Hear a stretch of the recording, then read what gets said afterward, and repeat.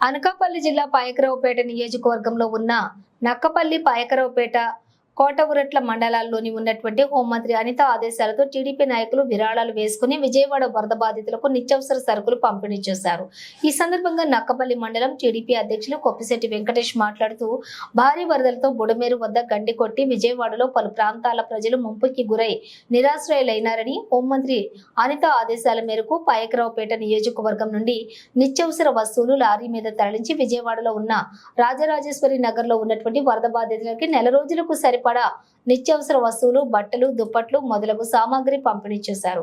ప్రకృతి వైపరీత్యాలు సంభవించినప్పుడు మానవతా దృక్పథంతో ప్రతి ఒక్కరు కూడా ముందుకు వచ్చి సాటి మనిషిగా సాయపడాలని కోరారు. ఈ కార్యక్రమంలో టీడీపీ నాయకులు వైభోయిన రమణ, జానకి, శ్రీను, పెద్దిరెడ్డి, చిట్టిబాబు, కురందాసు, నోకరాజు, గింజాల లక్ష్మణరావు, తొమ్మల వెంకటరమణ, దేవర సత్యనారాయణ, గుణగాల రామకృష్ణ, దార్ల కృష్ణ, గింజాల శ్రీను, యాళ్ల చిరంజీవి, పైల సత్యబాబు, అల్లు నరసింహమూర్తి, సుంకర బాబ్జీ తదితరులు పాల్గొన్నారు.